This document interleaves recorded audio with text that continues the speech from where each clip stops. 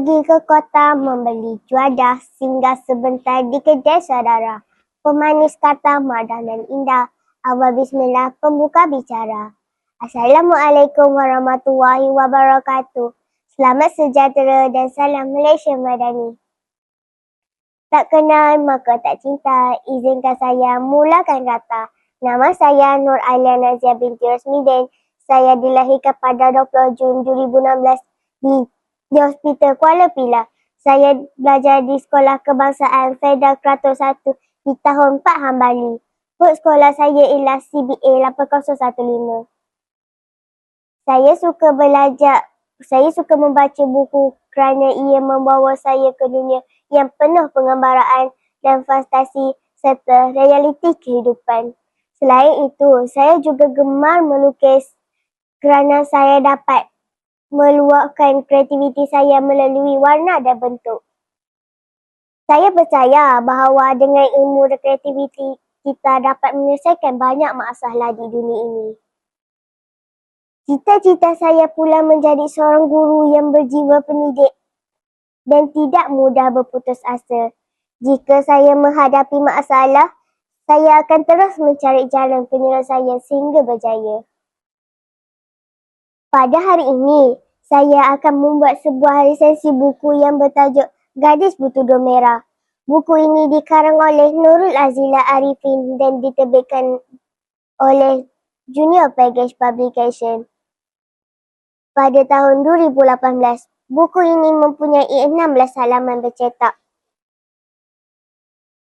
Buku Gadis Bertudung Merah mengisahkan tentang seorang gadis yang sentiasa memakai tudung merah dan mempunyai perwatakan yang baik serta sopan. Dia terkenal dalam kalangan masyarakat kerana sikapnya yang rajin membantu dan menghormati orang lain.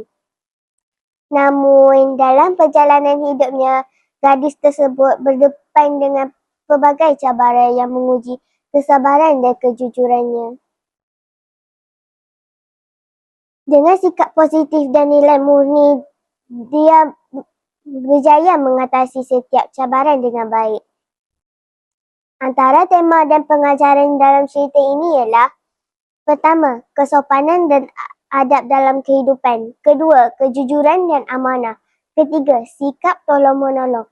Keempat, ketabahan menghadapi cabaran. Kelima, hormat kepada orang tua.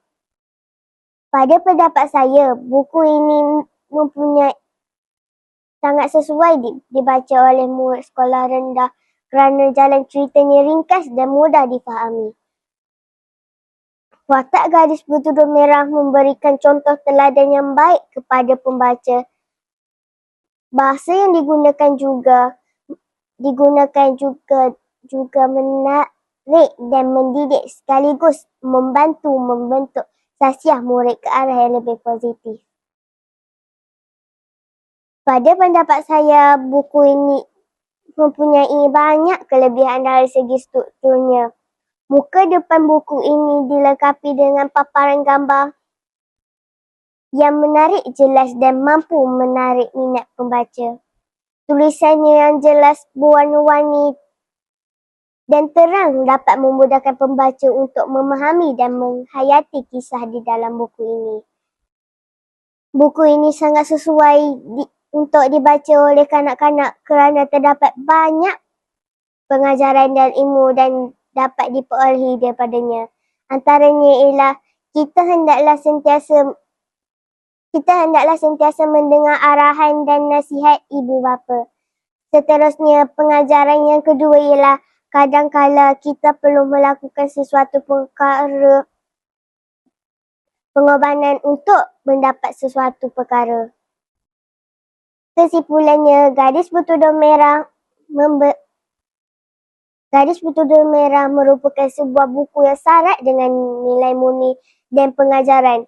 Buku ini sangat sesuai dijadikan dalam bahan bacaan nilam kerana dapat membimbing pembaca menjadi insan yang berakhlak mulia. Baik-baik menanam padi, padi ditanam di tepi payah. Terima kasih sekalum budi sudi dengarkan resensi saya. Sekian, wabillahi taufiq wal hidayah. Wassalamualaikum warahmatullahi wabarakatuh.